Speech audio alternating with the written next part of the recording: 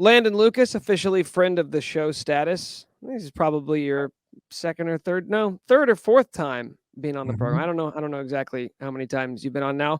What's new, man? Catch me up. Full-time dad status? What's going on with you? Full time. That is a full time job. I tell you what, having two kids under two is like, I mean, there's times where days go past and it's all of a sudden like the end of the week, and it felt like it's only been like a day or two. So I mean, it's a full time job, but I love it, and I wouldn't trade it for anything. So it's a good time to have you on because we're recording this the day after KU clinches at least a share of the Big 12 title. Hmm. Ugly win, real ugly win I guess. against Texas Tech on senior night. I never know what Coach Self is going to say after games like those because I know he has an affinity for the grinded out defensive battles.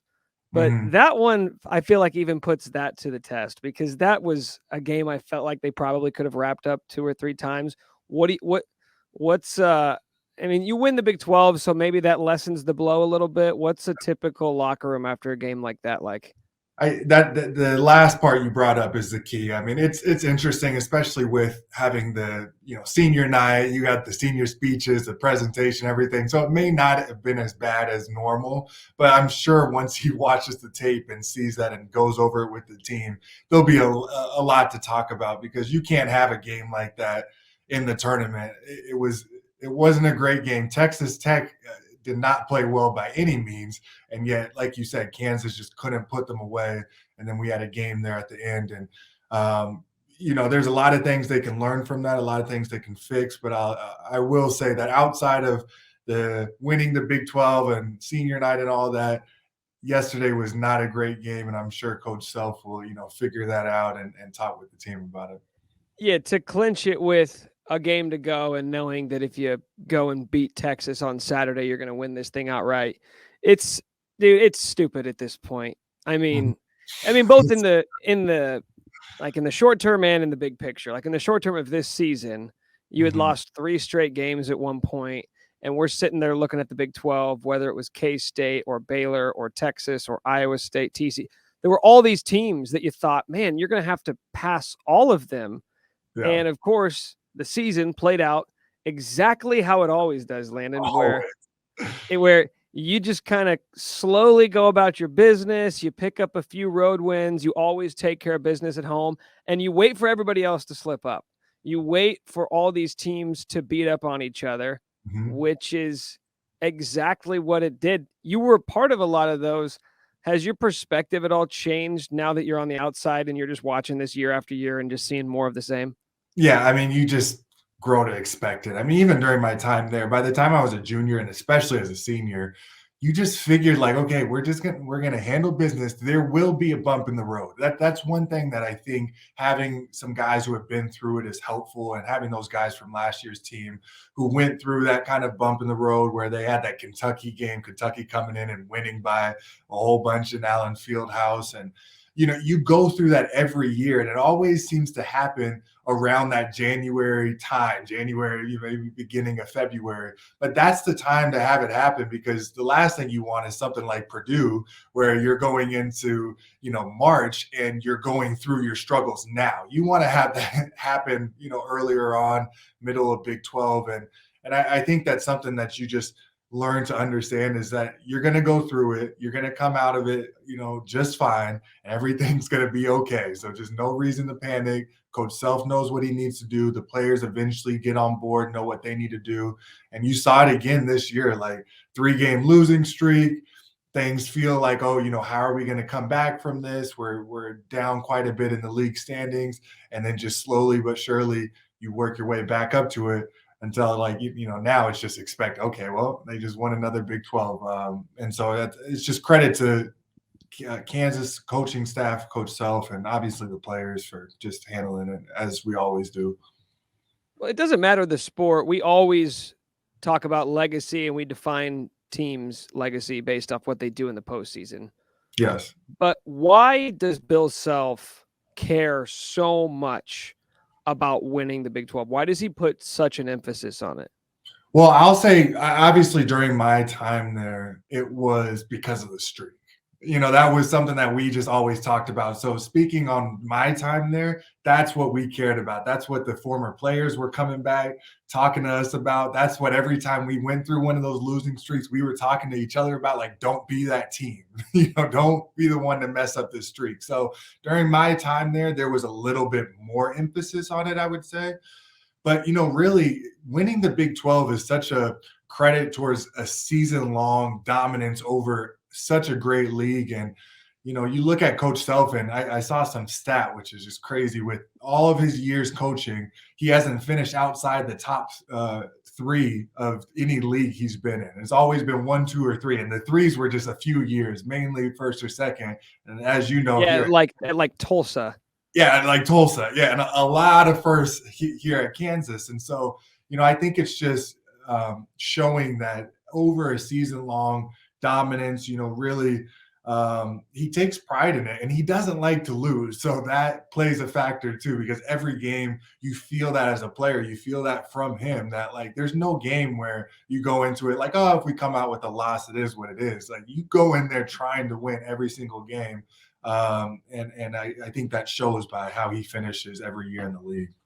Yeah, it's just weird because I think of all the great coaches, and this has been shared, whether it's Coach K or Calipari or Roy Williams, all of these guys who have had so much success, they're Hall of Famers, and they have banners hanging in the rafters of their places, yet they've never been able to put together anything close to what he's done at Kansas. So I'm sure that every coach has their different tactics and their different goals throughout the year, and I'm sure most of them are winning the regular season. But I just don't. I can't wrap my brain around what the secret sauce has been for this staff and for Bill Self and for this program, that they've been able to do this, not just in a way that nobody else has done it, but they're still doing it. Like there's no reason to believe that next year. I don't know who's going to be back. I don't know what this roster is going to look like. I don't know what the rest of the Big 12 is going to look like. Doesn't matter. Like I just wonder what it is that he has found that nobody else has. Well, let me ask you a question, because I've followed Kansas basketball from obviously the time I was there and a few years before, but I'm from Portland, Oregon. So if you date it back farther than Coach Self era, I don't really know the history as well. How was it with those other coaches? Were they this? Is it really just Kansas and Allen Fieldhouse, or is this Coach Self, just being Coach Self? I mean, going back, the Big 12 started in 96 or 97. And they won the Big 12 a lot. So it's not like it just started with Bill Self, but Oklahoma State would win it one year. Texas would win it one year. I think Oklahoma had a couple of seasons there. So there was it was kind of like everybody else, where Kansas was still the top dog, but other teams could jump up every now and again and steal one. But to just do it year after year, and you had a blip, I think it was 2019. And then again 2 years later, but you still look 17 Big 12 titles. It just doesn't make any sense, man. Yeah, and I think that's something that even though during my time we had the streak to talk about and stuff, I'm sure that these players are still talking about it with the same amount of importance as like we need to win the league. I mean, you can see it just by how much pride the former players take in winning the league. I went on to Instagram the other day and saw all these former players excited about winning, reposting the win, the trophy and all the different stuff. It shows how important this is to everyone, the fans, the alumni, and you feel that as a player, and you just go out there and it's just another level of importance and focus, and just as a player, I'm sure that those guys are still carrying that, with them as they go in and out of these games. Do you think that there is something more to it? The idea of just like, hey, this is one of our goals, and it's important to there is something you can gain from setting a goal and achieving it. Like, is that a stretch, or do you think there's something to that from just a mental standpoint? I think there could. I mean, we broke every practice and huddle with Big 12 champs all the way until we won the Big 12. I mean, that was the emphasis. That's what we just assumed, that we were going to figure it out and win. And as we're talking about this, one thing that comes to mind, which is probably the big separator, especially with Coach Self, is his ability to look at maybe mistakes he's made with scouting report or way he's handled game situations and make changes for that following game or even in game. And because of that, when you're playing the same team twice and you're so familiar with each other, it ends up being almost like a chess match in game. And when you have a guy like Coach Soph, along with Allen Fieldhouse, along with talented players, I mean, you put all that together, and in these chess matches, Kansas is just going to come on top more times than not, and that ends up being, another championship. What stands out to you about Jalen Wilson's senior season? Like when you think about the year that he's put together, Bill's talked about it a lot over the last couple of weeks with, it kind of his regular season career at Kansas coming to a close. What kind of comes to mind for you when you think back at this year for him? I mean, it's just really that consistency as being like the star leader. I mean, that's a hard role to jump into it and be that consistent guy where going into it, and even the games where he may have gotten off to a slow start or not done too well offensively, he does other things to fill that void and still give you that superstar presence on the team. And that's what we had with Frank Mason, especially in his senior year. You knew that no matter what team you were playing, no matter what environment you were going into, you had Frank Mason on your team, who was more than likely going to be the best player in that game and on that floor. And I think that with Jalen, you feed off of that and just gives confidence to the other guys to go ahead and know that they can play their role. Nobody has to go above and beyond and stuff. You can play your role, and you got a star player that more times than not is going to show up in the big games. And he's shown that all year long. And he gives you that kind of alpha dog personality and presence on the court that everybody can feed off of. And I think that's important. You have to have that, especially to have success and be one of the top teams in the country. What's so crazy is going back to really the beginning of Bill's time at Kansas.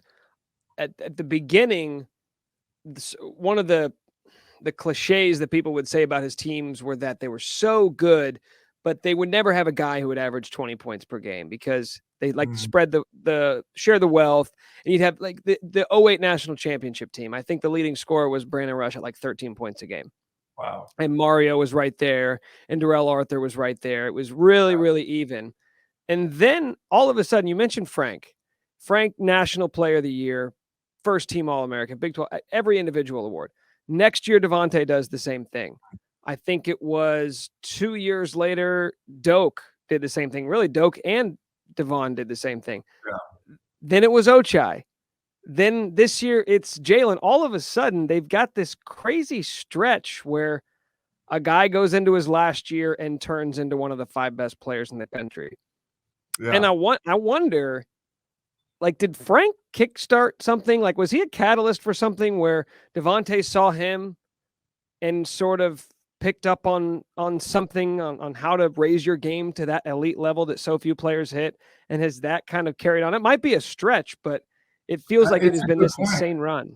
I mean, it's a very valid point. I mean, when you see that as a player and you see the ability, just even knowing that that's possible opens so many doors. When you see that happen with a guy like Frank, and then all of a sudden he just makes these massive jumps, and then it happens again, and then now it's almost expected. Because now going into next year, you're wondering who's going to be that guy. Mm-hmm. And then they're feeling that as a player, like, oh, it's my turn. I'm that guy now. And it's no longer like, oh, we're just going to have a team full of guys, all contributing. There's going to be someone who steps up into that alpha dog superstar role. And so I think more than anything, it's just like you see it happen once. It shows that, hey, this is possible to make this massive jump into a national player of the year contending type player. And now it's become almost expected. Like you said, since him, it's been a streak of guys to the point where every year now you're going to be looking to see who makes that massive jump and becomes that guy. And so that's a confidence thing that really starts with knowing that it's even possible. And then you go out there and execute from there. The part that I think sets Jalen apart is he has just been a workhorse. Like with Frank and Devontae and Ochai and Doak, they were so efficient. They had one thing that they could just kick your ass at every single night, or they were just going to. With Jalen, he's not a knockdown 3-point shooter. He's not a super explosive athlete. It's just his will to like have an impact on the game. That's the Mhm. one thing that I think has impressed me the most about him is the idea that like doesn't matter if it's not his night, if the shots aren't falling, he will find a way to Yeah. impact the game. And he's been doing it for 30 games now. It's crazy to watch. And what I loved about it was like in that Baylor game, which I was at and able to see in person, you saw that him get off to a slow start. And it was in a game, at home. You got college game day. He's a featured guy. And there's so many expectations going into the game. And he gets off to a terrible start, is missing layups. You could see it, when he was coming to the bench, he was frustrated. And the way that he turned it around was by being able to put pressure on the rim, attack them, use his size, and start getting to the free throw line, get his confidence going, get his confidence from doing impacting the game in other ways. And then he finishes with 21 and 10 or something like that. I mean, he's able to, because of what you said, he can do it in so many different ways. If one thing's not going for him, he can turn to other areas as ways to impact the game and reinsert himself into that game. And that's really helpful for his confidence and for the team's confidence because they know, okay, we have him showing up in some aspect, and we're just gonna figure it out until he does, and then after that he's back into it. So I think it's a testament to him and his will. And I've heard Coach Self talk about his competitiveness. I mean, that's just a competitor who figures out, okay, this isn't happening for me tonight. I'm gonna figure out some other way. And they needed it early in the season. They had to have it. I mean, there were points in the season where I thought, okay, well, if he doesn't go for 20, then I don't really know where this team's offense is coming from. But fortunately, some other guys have sort of stepped up lately.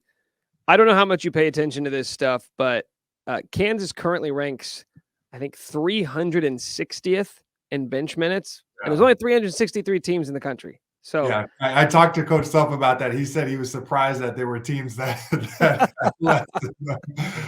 But yeah, what do you make of that? Because I know that rotations get tighter when you Mhm. get later in the season, when coaches just kind of go with the guys they trust. But I feel like this season's even putting that to the test. Like how overblown is depth, especially this time of year?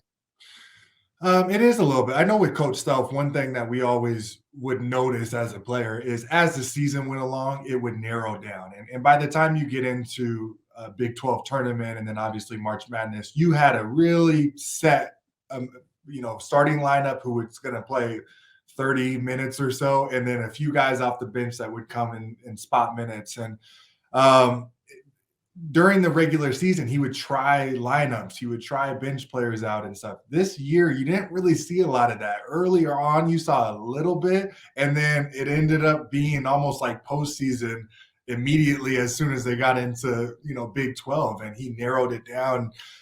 As far as the importance of it, obviously, if there's foul trouble, you worry about it.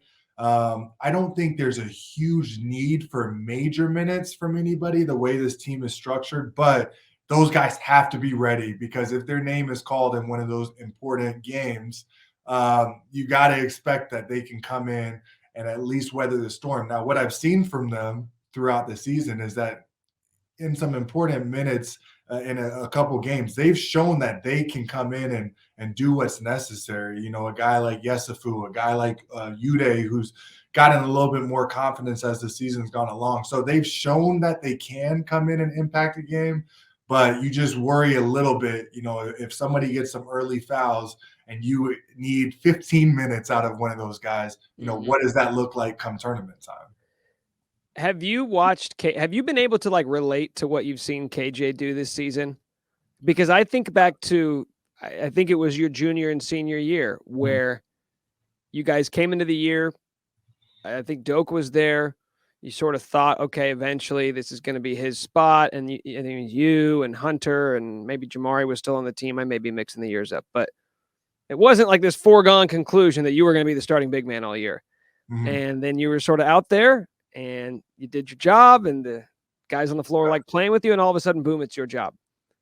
I feel like that kind of happened with KJ this year, where he started the season as the 5, and everybody thought, okay, well, eventually Zach or Ernest, they're going to start playing better and they're going to take this spot. And then all of a sudden, those guys don't really do much, and then KJ just starts playing better and better. And now we're at the end of the season, and he's invaluable. Like, you don't want to see him come off the court because of what he does. Have you been able to relate to what you've seen him sort of Yeah, go through this year? definitely. It was my junior year, and definitely I could relate. I mean, coming off my sophomore year, I was able to start a little bit, towards the end of the season because Cliff, ended up being out, Right, right. Alexander, and then coming in my junior year, there was like this big carousel. That was the year with Sheck Diallo, we had Jamari, we had Hunter, myself, and then Perry. So we had like 5 bigs or something, and nobody really knew exactly what was going to make up that 4, or obviously the 4 spot was Perry, but then it was the 5 spot. Who's going to play alongside of him? And what I noticed was during the rotation, it's really tough because you just don't know, like,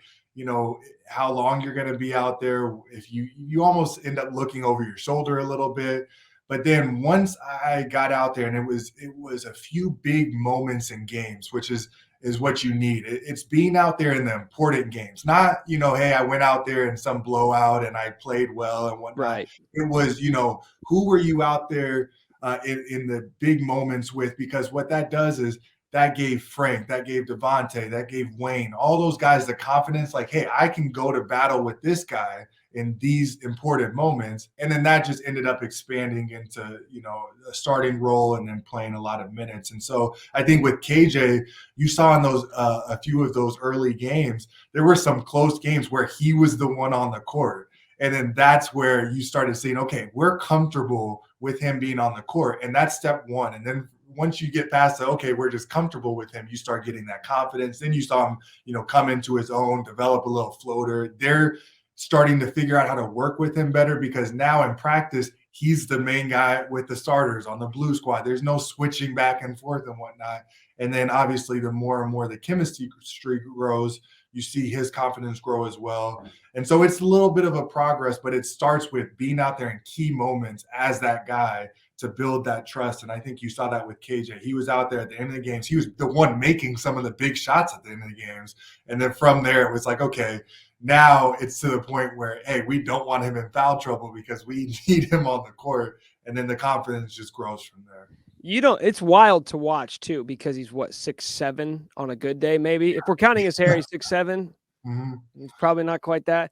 You don't even have to go back a decade to where Bill was still playing like Jeff Withey next to Tom. Like, you could go 6'10", 7 foot, and now you've basically got 3 wings in the front court. And I don't think that was by design necessarily, but to see them be able to still establish themselves maybe as the best team in the country, going 6'7", 6'6" in the front court, it's pretty crazy to see, not just for Kansas, but really for any college basketball team to be able to maintain that level of success with that lack of size. Yeah. And that's Coach Self. That's him just figuring out, okay, what do we have? How can we work with it? And he's just continued to adjust. He adjusted between all those years leading up to my junior year, I think it was, or it's going into senior, where we switched from that, 2 big thing with Perry and I to then Josh being the one at the 4 and just going 4 out, 1 in. And then now it's become like, another switch this year to where like they really don't do much high-low angles, anything like that with their bigs. It's just a lot of movement, a lot of screens, side ball screens, rolling to the rim, the short roll with KJ. But that's credit to him. And then, as the bigs, you just have to figure out a way to adjust to that. And I think what's the most important factor in this is having those big guards, because they're able to make up for stuff. When you have a guy like Jalen leading the league in rebounding, you got a guy like Kevin McCullough who can go out there and get you double doubles, that makes up for the lack of size inside. If you don't have that and you got some guards that are just out on the perimeter looking to shoot and whatnot, you can't play this way. But when you got guys like those guys who are willing to get inside and get their nose dirty, you're able to play small like this. And so it's fortunate that you have the makeup of this team, but credit to the coaching staff for seeing, what they have and making those adjustments. Do you at all wonder what it might look like if they go up against how about Arizona? Arizona's right in your backyard. I don't know how much you've watched of them. They got what, 6'10", 6'11". That's the best front court in the country. People always ask me like, hey, what's the one team you're scared of? And I think, well, a team with really talented big guys. Are you at all interested in what that might look like if they face that type of team in the tournament?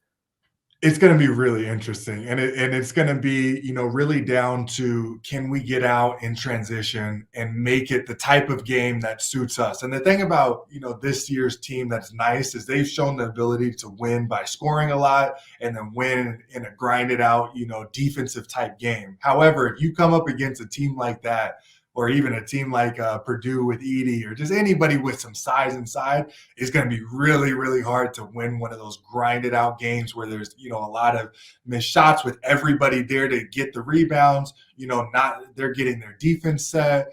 It's just really about if Kansas can control the way that game is played. And if they can, then the same amount of mismatches and problems that a big team like an Arizona can cause for Kansas can do the same thing for them. I mean, I know as a big myself, I hated sometimes playing against one of those, 6'6", 6'7", like athletic guys that are just always moving around that you have to worry about. I would rather play a 6'11" guy who I knew was running down the court and going to the block, and so there can be advantages and disadvantages to both sides. It's just about which team comes out there and establishes themselves as far as just setting the tone and the tempo of the game. And if Kansas can do it, they should be able to take advantage of it against teams like that as well. Well, that's what's so funny too. I remember 2018 when they played Duke for a shot with Marvin Bagley and Wendell Carter, and they were asking the questions about that team because Doak was injured. I think Silvio was basically the 5.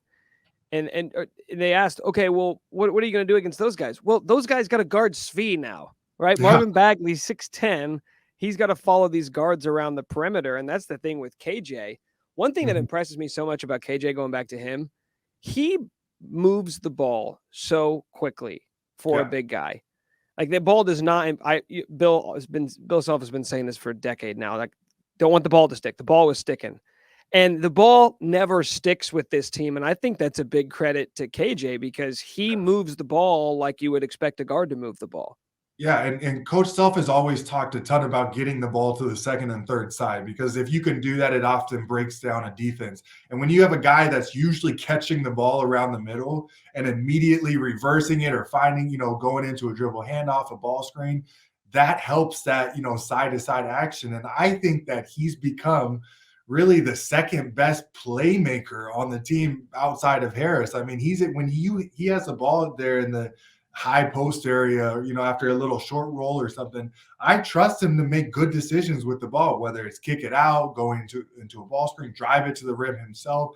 I mean, you allow him to kind of be that secondary playmaker, and it opens a lot up for this offense. And so having a big like that is very important, because I know during my time there, I remember how much Coach Self would emphasize with the bigs, hey, if you catch it, get it moving and stuff. And he does that flawlessly and so quick, as you said, that it makes it really easy for this offense to look as Coach Self would want, which is just getting it side to side. You really think this team could win back-to-back? You think they could run it back this year?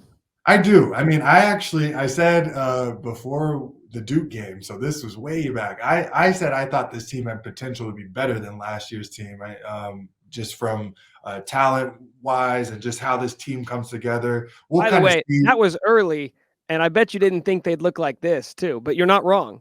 Yeah. No, I mean, and obviously during the 3-game losing streak, I was like, I don't know anymore. But I mean, I kind of expected that to happen at some point. But yeah, I really thought this team had a lot of potential. The thing with the tournament is really what happens is you put yourself into a hat as one of those teams that can go in there and win a national championship. And there's usually a handful of them. Who wins it after that is up to just how things break in the tournament, what teams you end up coming against, what nights you have an off night against what team, like all kinds of different things come into play who wins the national championship. But I 100% think that they're one of the teams that can obviously go on to win. It's just going to come down to one, when their off night comes, because it's gonna happen. You're gonna have an off night. When it is and who it's against is very important, and it matters.